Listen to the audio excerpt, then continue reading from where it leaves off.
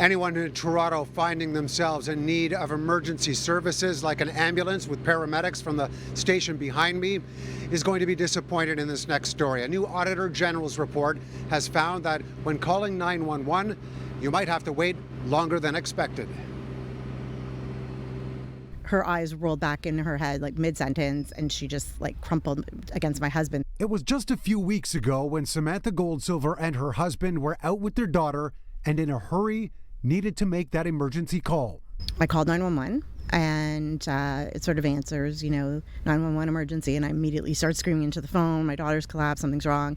And then I hear more words over my talking, and I'm like, oh my God, I'm not talking to a person. This is a machine. I'm on hold.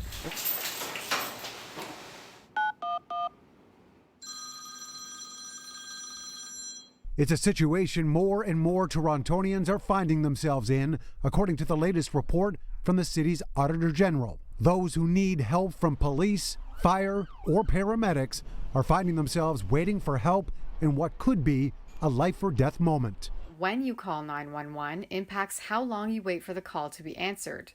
The peak times are usually between 10 a.m. and 10 p.m., which is when the call answering times are generally longer. This video provided by Toronto's Auditor General points out the minimum standard for Toronto's 911 call center is to answer 90% of all 911 calls within 15 seconds. In 2021, more than 13,000 callers waited more than a minute before speaking with someone. More than 400 callers waited at least 4 minutes. On some days at peak times, the wait time was 8 minutes or longer. The number of staff working Toronto's call center is one of the main issues.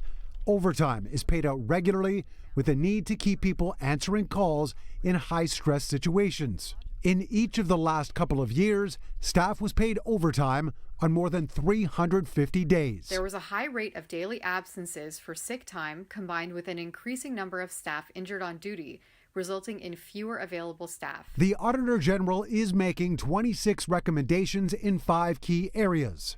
Among them, hiring more operators for answering calls, improving the assessment for types of calls and priority level, measuring time from the call to response, funding new technologies, and more community education to avoid non-emergency calls. If someone's been shot or if someone's been stabbed or had a heart attack, that could be life or death. And it was just absolutely horrifying that they weren't there or that there was no one there on the other end immediately. Thankfully, Samantha Goldsilver's daughter was all right in the end, but without the assurance of a professional on the other end of her emergency call.